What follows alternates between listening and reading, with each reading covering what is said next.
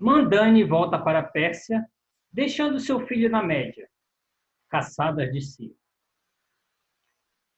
Finalmente a mãe partiu. Ciro ficou e aqui foi educado. Logo, Ciro travou relações com os meninos de sua idade, de maneira que vivia entre eles familiarmente. Depressa, captou a amizade dos pais, visitando estes e dando mostras de afeição que aos filhos consagrava. De modo que, se queriam algum bom despacho da parte do rei, ordenavam a seus filhos que pedissem a Ciro que o solicitasse.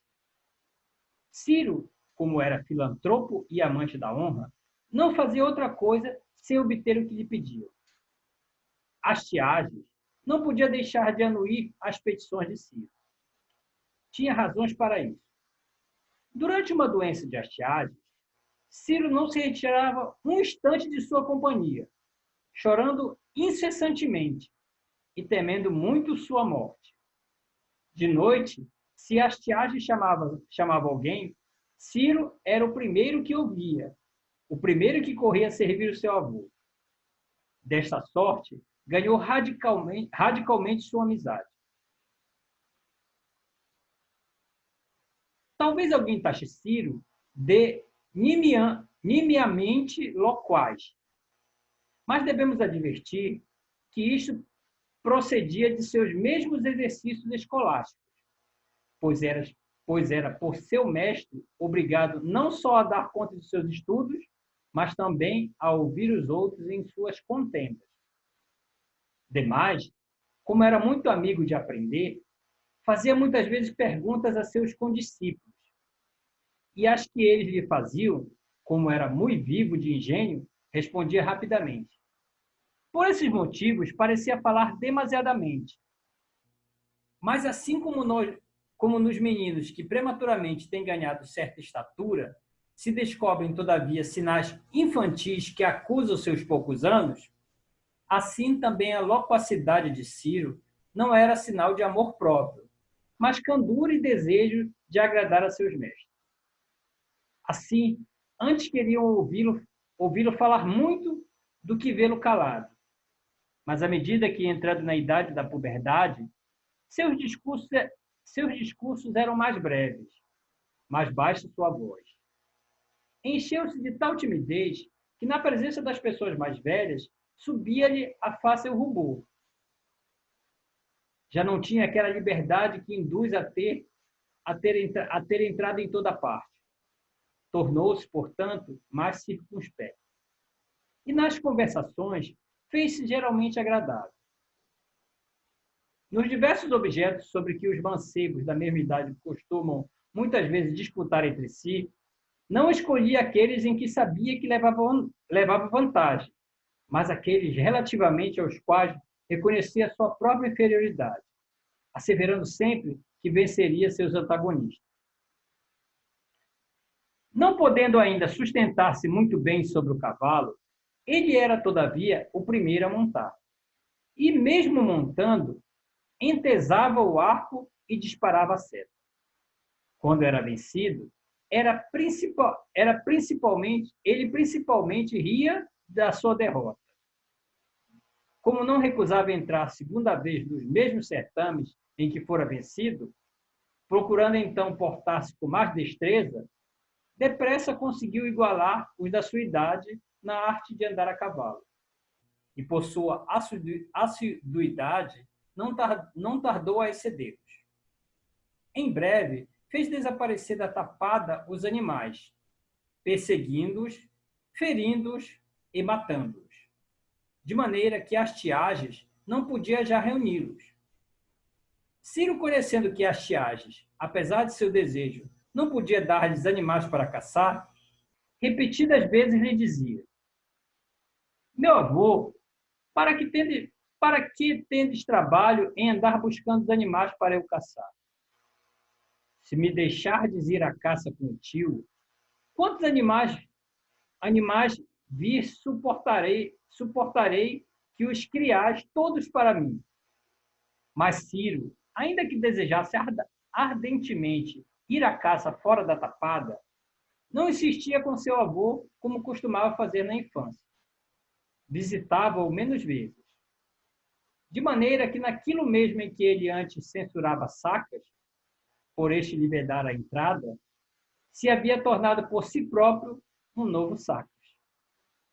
Não ia ter com seu avô sem primeiro saber se era ocasião oportuna. E pedia muito a Sacas que o avisasse de quando a ocasião era efetivamente oportuna e quando não. Desta maneira, Sacas, assim como todos, o amava afetuosamente. Notando Astiages que Ciro desejava ardentemente ir caçar fora da tapada, o deixou ir acompanhado de seu tio e de outros cavaleiros mais velhos, que o desviassem dos lugares perigosos e dos animais bravios. Ciro, cuidadosamente, perguntava a seus companheiros de que animais não devia aproximar-se e quais podia perseguir com confiança.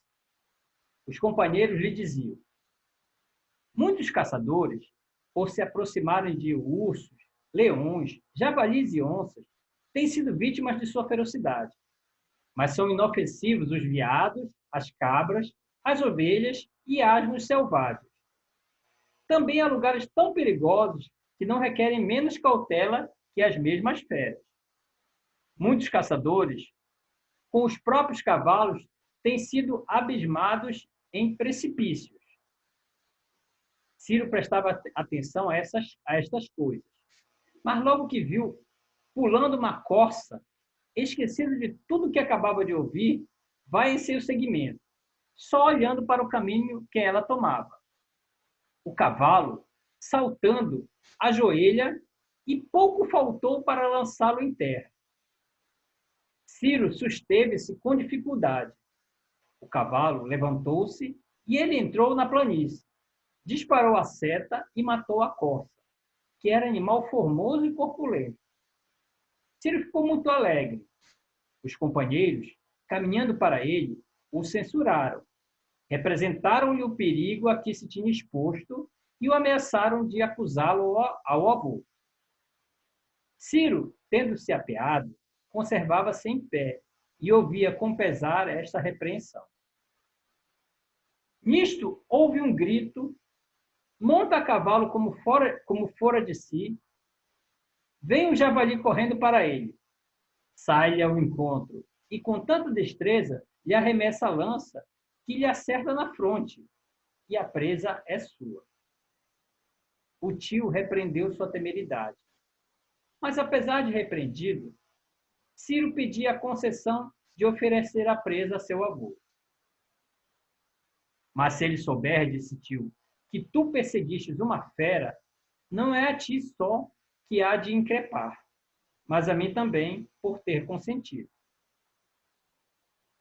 Se for de tua vontade, disse Ciro, castigue-me, muito embora, depois de eu lhe oferecer a presa.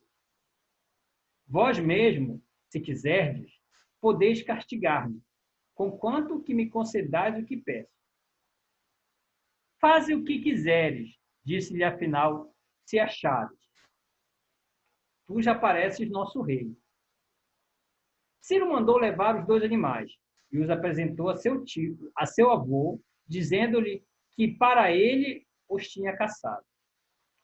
Não lhe mostrou as setas ensanguentadas, mas pô-las onde julgava que ele havia de vê-las. Meu filho, disse Astiages, com satisfação recebo o que me oferece, mas não tenho precisão destas coisas para que tu, por minha causa, te exponhas a perigo. Se não tendes precisão, replicou Ciro, deixa-me repartir esses animais por meus camaradas. Reparte, tornou Astiages, por quem quiseres. Não só estes animais, mas tudo que for de tua vontade. Ciro principiou a distribuição, dizendo: camaradas, notai quão frivolosamente nós entretínhamos quando íamos à caça dos animais do parque. Era o mesmo que caçar animais que estivessem atados. Um espaço muito pequeno, animais fracos e cheios de lepra, uns coxos, outros estropiados. Nos montes e nos prados, que belos animais aí aparecem, tão corpulentos, tão nédios. As corças são como pássaros, saltam até as nuvens. Os javalis, como se diz dos homens valentes, acometem de perto. Sua corpulência não deixa errar o golpe. A mim, mesmo os mortos, me parecem mais belos que vivos os que estão encerrados na tapada. Mas acaso permitirão vossos pais que vades a uma caçada? Por certo, responderam eles, se Astiages o ordenar. Mas quem há de ir falar a Astiages? Tornou Ciro. Quem melhor que tu? Tornaram eles. O podes persuadir. Eu estou, Ciro. Não sei que diferença sinto em mim. Não posso falar a meu avô, nem olhar para ele como dantes. Receio mesmo, se assim for crescendo, tornar-me inteiramente covarde e imbecil. Quando eu era menor, parecia muito falador. A isto responderam eles. Não tens razão no que dizes, pois tu não podes fazer nada a nosso favor, e nós havemos de pedir a outro o que te compete pedir. Ciro irritou-se com estas palavras. Saiu em silêncio, exortando-se a ser animoso e pensando como havia de falar a seu avô sem lhe causar desgosto, para obter sua permissão. Entrou e lhe falou nestes termos. Dizei-me, avô, se um escravo vos fugir e vos o apanhardes, que lhe fareis? Que outra coisa lhe hei de fazer? Respondeu ele. Prendo-o e obrigo-o a trabalhar. E se voluntariamente vier apresentar-se, tornou Ciro, que lhe haver de fazer? Açoito, respondeu ele, para que não rescinda no crime, e depois sirvo-no dele como antes. Então, tornou Ciro, disponde-vos para me irrogardes este castigo? Tenho intenção de fugir, levando a caça meus camaradas. Avisaste a tempo, replicou Astiages. Proíbo-te que saias daqui. Seria muito decente que eu, por causa de bocadinhos de carne, fizesse andar errante um filho de minha filha. Ciro sujeitou-se a esta proibição e deixou-se ficar, mas triste, com aspecto carregado e em silêncio. Astiages, que notou sua grande tristeza, quis dar-lhe gosto e saiu a uma caçada. Congregou muitos infantes e cavaleiros, e também meninos. Fez conduzir os animais para lugares onde era fácil o exercício da equitação. E houve uma grande caçada. Astiages estava presente com todo o aparato régio, e não consentia que alguém ferisse sem que Ciro estivesse farto de ferir. Esta exclusão não agradou a Ciro. Meu avô, disse ele, se queres que eu casse com prazer, consenti que todos me acompanhem, persigam e contendam cada um como puder. Astiages dá seu consentimento e, tomando certa posição, dela observava os combatentes, que, cheios de emulação, perseguiam os animais e despendiam as setas. Astiages notava com prazer os movimentos de Ciro, que, cheio de alegria, não se calava um momento e, à maneira de um cão valente, gritava ao aproximar-se dos animais e animava os companheiros, chamando-os pelos seus nomes. Também lhe era agradável ver seu neto, ora rindo-se de um, ora elogiando o outro, tudo sem sombra de ciúme. Finalmente, tendo muita caça, Astiages retirou-se. E foi tão grande o prazer que teve neste dia, que sempre que tinha ocasião, voltava ao mesmo divertimento acompanhado de Ciro, levando grande número de caçadores e meninos para que seu neto se divertisse jucundamente. Assim passava Ciro a maior parte do tempo, dando a todos ocasião de prazer e benefício, a ninguém de desgosto. Outro capítulo, primeiros feitos militares de Ciro nas fronteiras da Média.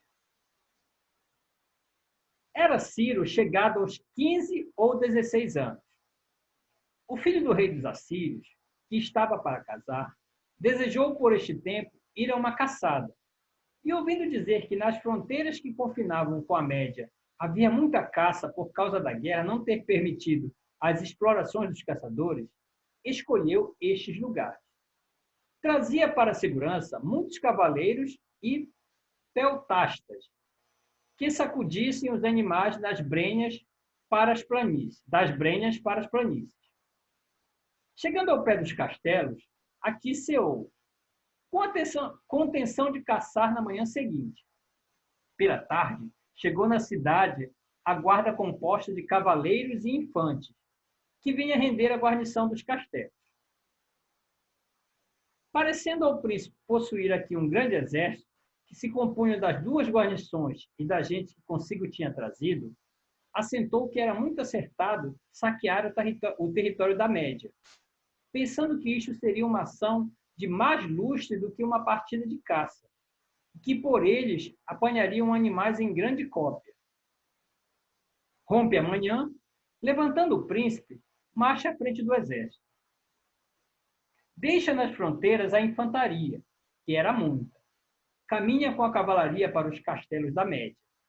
E fica neste lugar com grande número dos melhores cavaleiros, para impedir que o presídio saísse contra os que fossem correndo de tribo em tribo, uns por uma parte, outros por outra, com ordem de apoderar-se de tudo que encontrasse e trazê-lo à sua presença. Davam à execução esta ordem quando Astiages foi noticiado de terem entrado inimigos em seu país. Logo ele, com sua guarda, acode às fronteiras, acompanhado de seu filho e dos cavaleiros que pôde ajuntar, e a todos os outros deixava ordenado que acudisse. À vista dos soldados assírios postados em ordem de batalha e da cavalaria em descanso, os medos fizeram alto. Ciro, que observava os preparativos bélicos, acode também, vestindo primeiro suas armas, persuadido que nunca as vestiria. Tão ardentemente esperava a ocasião de fazer uso delas. Era uma armadura muito elegante, que seu avô lhe tinha mandado fazer, muito apropriada ao corpo. Assim, armado, montou a cavalo e pôs-se a caminho. Astiages, vendo-o, admirou-se, não podendo conjecturar quem o tivesse exortado a vir ter com ele. Disse-lhe, contudo, que se deixasse ficar. Ciro, tendo à vista grande número de cavalheiros, disse para Astiages: Avô, porventura são inimigos todos aqueles que estão imóveis sobre seus cavalos? Astiages respondeu afirmativamente, e Ciro tornou a perguntar: E também aqueles que andam correndo? Também, respondeu ele. Oh, pois gente que parece tão covarde e que vem tão mal montada, atreve-se a saquear nossos territórios. É preciso que alguns de nós corram sobre eles. Mas, filho, não vês quão numeroso é o esquadrão de cavalaria? Se marcharmos contra ele, seremos cortados. Ainda não temos bastante forças. Mas se vos deixardes aqui ficar, redarguiu Ciro, com as tropas que vêm chegando, esse esquadrão encher-se-á-se de terror e não fará movimento algum, enquanto que os que andam pilhando largarão a presa, apenas virem correr sobre eles. Estas reflexões não parecem desarrazoadas a Astiages. Astiages, admirado do seu bom juízo e penetração, ordena ao seu filho que, com uma manga de cavaleiros, vá ardar sobre os que levam as presas, e diz: Contra estes marcharei eu mesmo, se contra ti fizeres algum movimento, e desta sorte atrairei sobre mim sua atenção.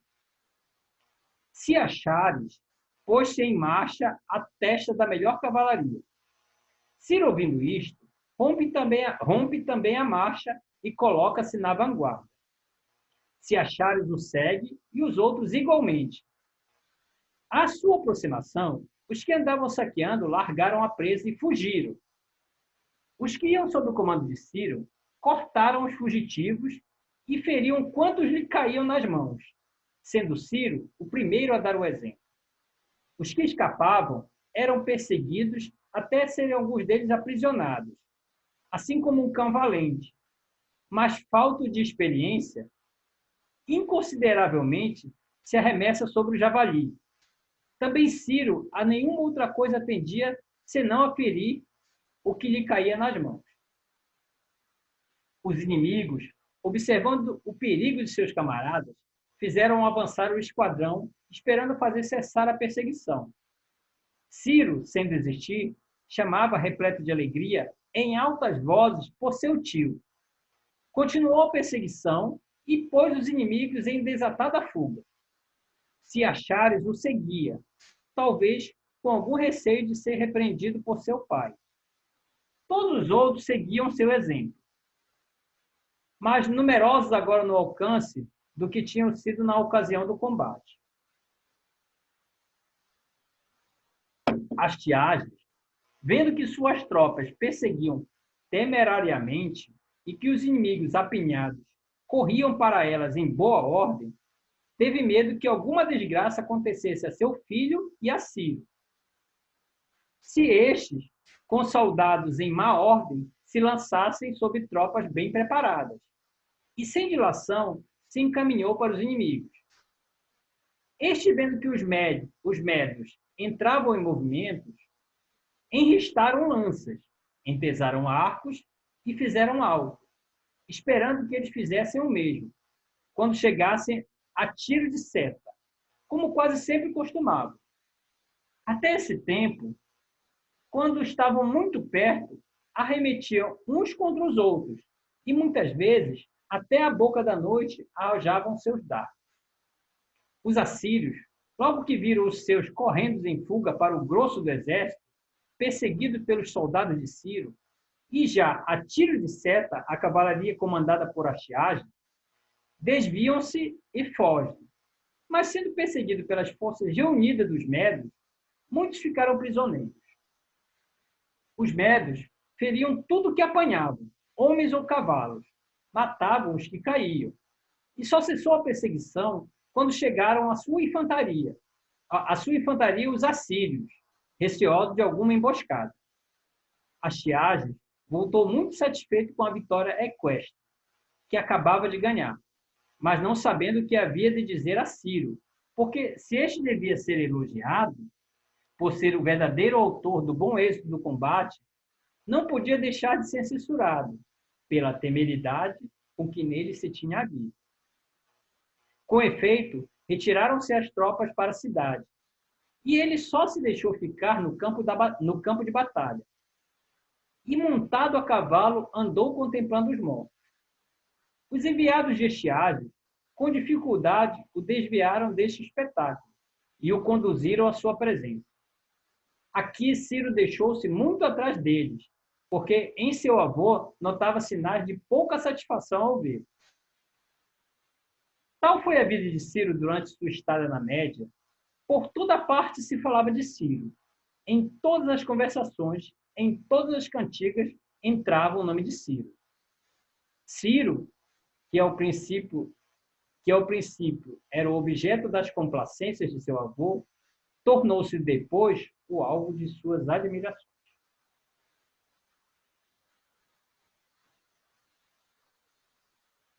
Outro capítulo. Ciro torna para a Pérsia. Cambises folgava com as notícias que tinha de seu filho. Esse é Cambises I. E, informado de suas ações, já próprias de um homem, o mandou chamar para acabar de se instruir nos costumes da Pérsia.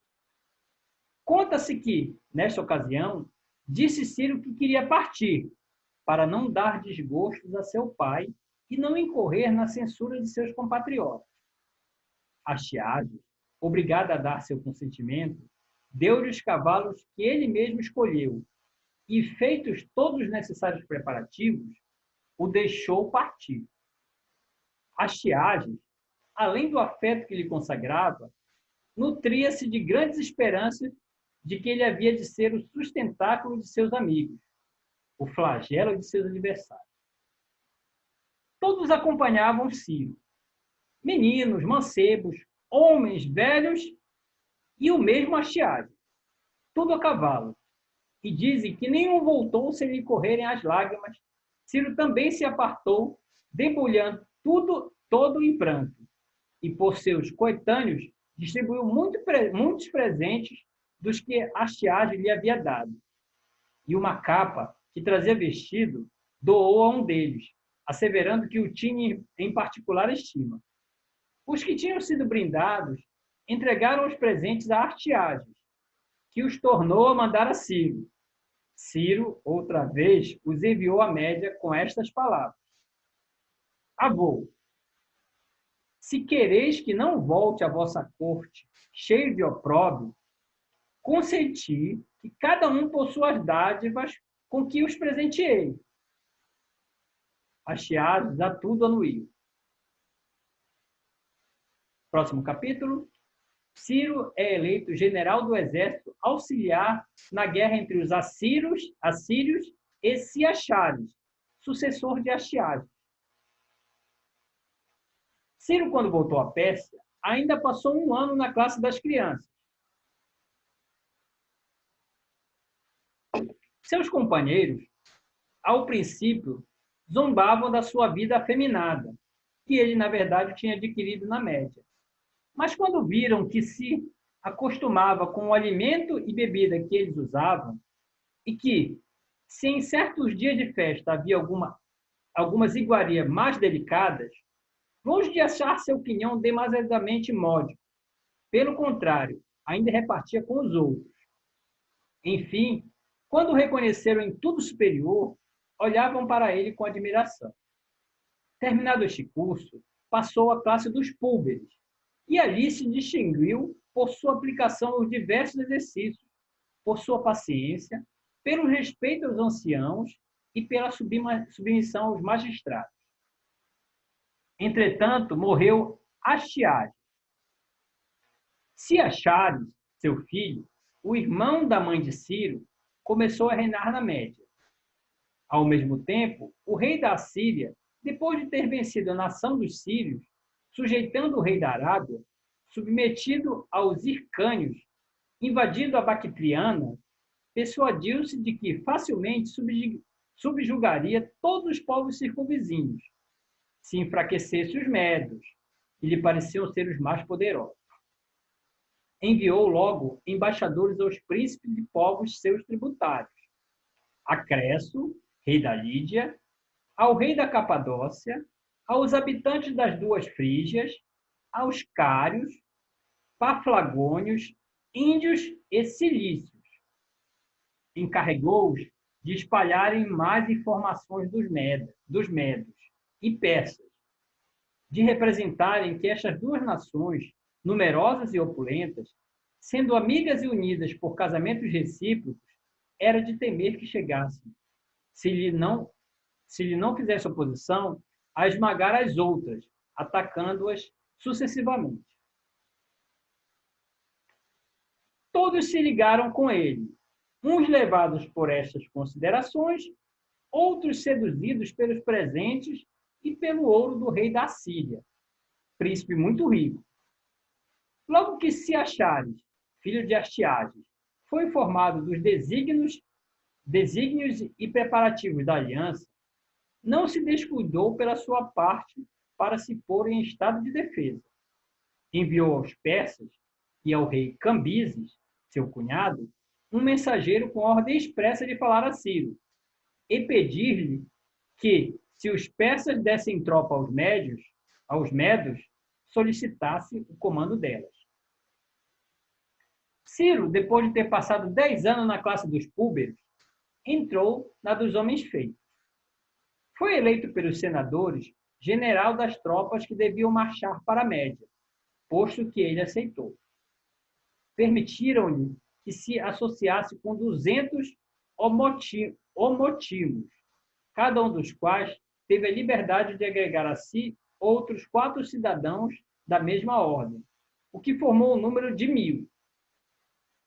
Demais, foi permitido a cada um dos 1000 homotimos que escolhessem na classe inferior 10 peltastas, 10 atiradores de funda e 10 besteiros, o que fazia ao todo 10.000 besteiros, 10.000 peltastas e 10.000 atiradores de funda, não contando os 1.000 homotimos.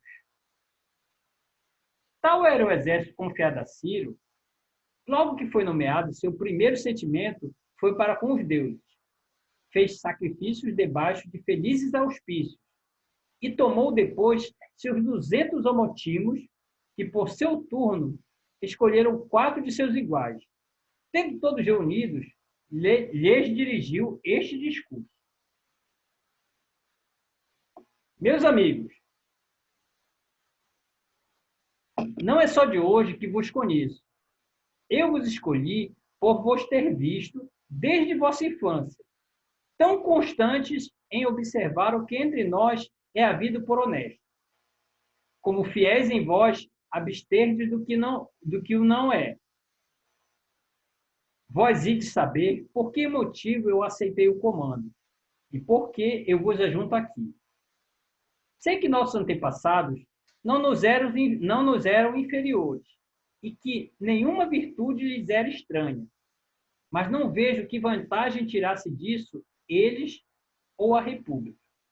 Entretanto, parece-me que não se pratica a virtude senão para ter melhor sorte do que aqueles que a desprezam. Quem se priva de um prazer presente, não o faz com o sentido de não gozar dele jamais. Pelo contrário, é a fim de preparar-se, mesmo por essa privação dos gozos mais vivos, para outro tempo. Quem aspira a brilhar na carreira da eloquência não tem por fim estar sempre a falar. Espera que, adquirindo o dom de persuadir, será um dia útil à sociedade. O mesmo acontece àquele que se dedica às armas. Não é para combater sem descanso que se entrega a penosos exercícios. Fia-se em que, tornando-se hábil guerreiro, ganhará glória, honras e prosperidade. Se entre esses homens se encontra algum que, depois de longos trabalhos, envelhece sem ter sabido tirar algum lucro deles, compará-lo-ei ao lavrador, que, zeloso de sua profissão, semeia a planta com maior cuidado, e que depois, em lugar de colher seus grãos e apanhar seus frutos na estação própria, deixá-los-ia cair por terra. Ou um atleta que, depois de se ter laboriosamente exercitado e estar em estado de merecer o prêmio, não entrasse na arena. Parece-me que se poderia, sem injustiça, chamar de louco. Amigos, nunca nos aconteça tal desgraça. E já que a consciência nos diz que temos, desde a infância, adquirido o hábito da coragem e da virtude, vamos ter com um inimigo que eu sei, pelo ter visto de perto, ser incapaz de nos resistir. Sabei que não se pode jamais aplicar o epiteto de bom guerreiro àquele que, apenas sabendo com destreza vibrar um arco, despedir uma seta, guiar um cavalo, desanima quando a guerra demanda maior atividade, não podendo suportar trabalhos que o oprimem. Nem tampouco compete este epiteto àqueles que se dedicam a vencer do sono, quando todas as circunstâncias da guerra altamente pedem que esteja alerta. Neste momento, neste mesmo caso, estão os nossos adversários, que até ignoram o modo por que hão de comportar-se para com os aliados e para com os inimigos, e absolutamente desconhecem os preceitos ainda os mais triviais da importantíssima arte da guerra. Vós, pelo contrário, estáis habituados a empregar a noite como eles empregam o dia. Considerais os trabalhos como meios de tornar agradável a vida, e a fome é o vosso conduto. Excedeis os leões no apetite com que bebeis água. Em vossas almas se acham enraizado o sentimento mais belo e mais proficiente na guerra. Qual é o desejo de glória? Que a tudo antepondes. Porquanto, quem aspira à aquisição de glória constitui-se rigorosamente na obrigação de sujeitar-se às mais incomportáveis fadigas, de arrostar os mais iminentes perigos. Toda essa exposição é a mais exata expressão da ideia que concebo de vós. Aliás, iludia-me a mim mesmo, porque, se o resultado desta expedição não coincidir com o que me assegura vossa intrepidez, todo dano recairá sobre mim. Porém, minha experiência, a afeição que me consagrais e a pouca disciplina dos inimigos me asseguram que não serão frustradas minhas esperanças. Partamos, portanto, confiadamente, já que estamos longe de nos persuadirmos de que injustamente desejamos tomar posse do que não nos pertence. Agora, os inimigos se aproximam, sendo eles os que romperam as hostilidades, e nossos aliados imploram nosso socorro. Que ação há, poxa, mais justa do que rechaçar os adversários, e mais louvável do que auxiliar os amigos? Ainda tendes um motivo mais poderoso para estardes em plena confiança. Saberdes que empreendi essa expedição não prescindindo dos votos às divindades, que são sempre o objeto por onde começo em todas as empresas, quer as grandes, quer as pequenas. Que mais é preciso dizer? Ide escolher e reunir os soldados. Depois, dirigi vossa marcha para a Média. Eu, primeiramente, vou ter com meu pai. Depois partirei, para que, quanto antes, me informe das circunstâncias dos inimigos. Faça os preparativos que puder, e muito galhardamente pelejeis com o socorro da divindade. Todos trataram de executar suas ordens. Fim do capítulo.